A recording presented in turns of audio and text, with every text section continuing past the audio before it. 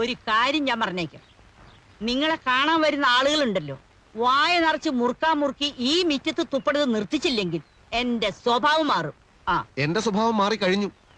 വൈകുന്നേരം ഞാൻ വരുമ്പോഴേക്ക് ടാങ്കിൽ വെള്ളം നിറച്ചില്ലെങ്കിൽ എന്റെ സ്വഭാവം ഞാൻ കാണിക്കും. ചീത്തയായാൽ ഞാൻ മഹാചീത്തയാ.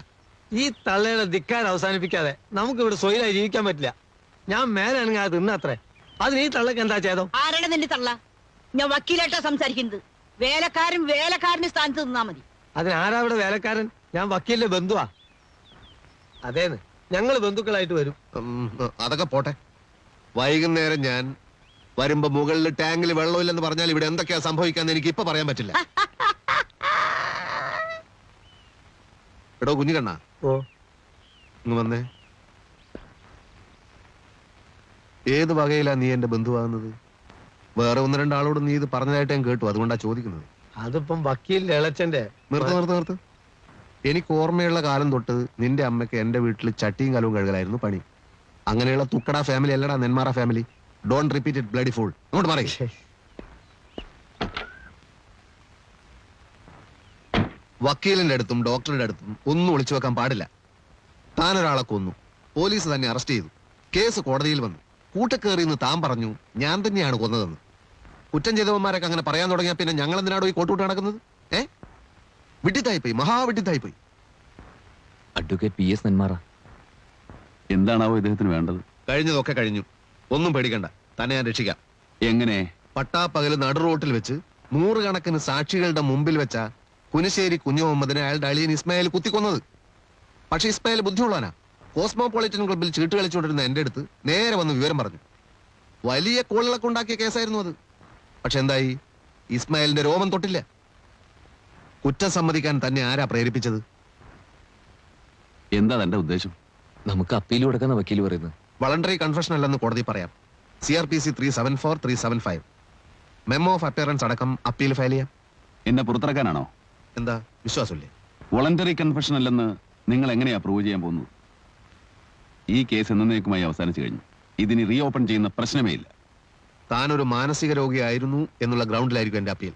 പ്രൂവ് ചെയ്യാൻ ബുദ്ധിമുട്ടായിരിക്കും. സാധിക്കുമെങ്കിൽ ഈ ജീവപര്യന്തം ഒരു വധശിക്ഷയാക്കി മാറ്റി തന്നാ കൊള്ളാം.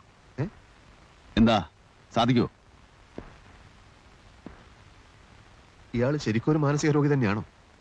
ജനു, എന്നെ കാണാൻ വരരുതെന്ന് ഞാൻ നേരത്തെ പറഞ്ഞിട്ടുണ്ട്. എന്നെ രക്ഷിക്കാൻ നോക്കണ്ട. അല്ല, അത് മനുഷ്യനെ വടിയാക്കരുത്. കോടതിയിൽ നിന്ന് തരിക നേരമില്ലാത്ത എന്നെ ജയിലിൽ പിടിച്ചുകൊണ്ടത് നാടകം കളിക്കുന്നു. Bloody fool. വക്കീലെ പ്ലീസ്, വക്കീലെ ഒന്ന് നിന്നേ. തന്റെ പടി നോക്കണം. ഞാൻ പറയുന്നത് കേൾക്കൂ. ഒന്നും എനിക്ക് കേൾക്കണ്ട. പ്ലീസ്, ഞാൻ പറയുന്നത് കേട്ടിട്ട് സംസാരിച്ചാൽ മതി. താൻ പോടോ. പ്ലീസ് കേട്ടിട്ട് പോ.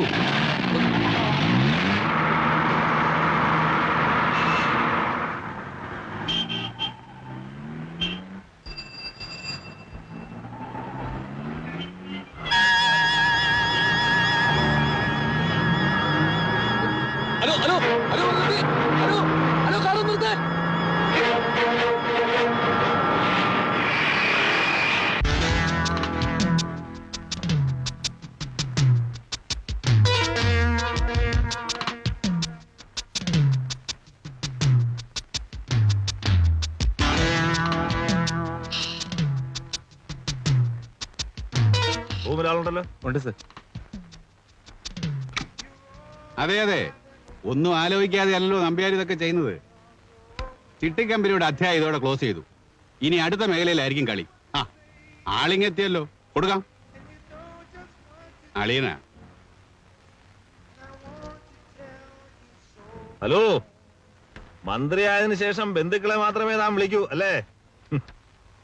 അയ്യോ, ഞാൻ വെറും ഒരു പാപ്പരല്ലേ, ഒരു ചില്ലിക്കാശിന് പോലും വകയില്ലാത്തവൻ. പിന്നെ ബഹുമാനപ്പെട്ട മന്ത്രിയുടെ അളിയനും പോലീസ് സൂപ്രണ്ടിന്റെ മോനും ഒക്കെ സുഹൃത്തുക്കളായതുകൊണ്ട് ഒരുവിധം ഇങ്ങനെ കഴിഞ്ഞു കൂടുന്നു. ഇല്ല, 2 ദിവസം കൂടെ കഴിഞ്ഞിട്ടേ വീട്ടിലേക്ക് മാറുന്നുള്ളൂ. താൻ ഗസ്റ്റ് ഹൗസിലോട്ട് വാ. പിന്നെ ഞങ്ങളൊക്കെ കൂടി തന്നെ മന്ത്രിയാക്കിയെന്ന കാര്യം മറക്കരുത് കേട്ടോ. വയ്ക്കട്ടെ. പോയ കാര്യം എന്തായി? ലൈസൻസ് കിട്ടും. എന്റെ ഒരു അമ്മാവനുണ്ട് കായംകുളത്ത്. കണ്ണും ചെവിയൊന്നും കേൾക്കില്ല. പുള്ളിയുടെ പേരിലെടുക്കാം. യെസ്. ആഹാ, താനെങ്ങനെ ഇവിടെ എത്തി? ആ പിന്നെ നമ്മുടെ ചിട്ടി കമ്പനിയിലായിരുന്നു. ഓഹോ, കമ്പനി പൊളിഞ്ഞപ്പോ എന്നെ പോലെ തന്നെ ഇവരും കഷ്ടത്തിലായി. കമ്പനി പൊളിഞ്ഞത് എങ്ങനെയാണെന്ന് എനിക്കറിയാം. തന്നെ ഞാൻ അന്വേഷിക്കാൻ തുടങ്ങിയിട്ട് കുറെ നാളായി. സമ്പന്നന്മാർക്ക് ഒളിച്ചിരിക്കാൻ ഒരുപാട് സ്ഥലങ്ങളുണ്ടല്ലോ നമ്മുടെ നാട്ടിൽ. പാവപ്പെട്ട കുറെ മനുഷ്യർ അധ്വാനിച്ചുണ്ടാക്കിയ കാശാതാണ് തട്ടിയെടുത്ത്. അത് തിരിച്ചു കൊടുത്തില്ലെങ്കിൽ അനുഭവം വേറെ ആയിരിക്കും. എന്റെ പൊന്നനിയാ, ഞാൻ ഇനി എന്ത് ചെയ്യാനാ? എല്ലാം ഞാൻ കോടതി പ്രസന്റ് ചെയ്തതാ. കോടതി എന്നെ IP ആയി പ്രഖ്യാപിക്കുകയും ചെയ്തു. എന്ന് വെച്ചാൽ ഒരുത്തനും ഞാൻ ഇനി കടം വീട്ടേണ്ടതില്ല.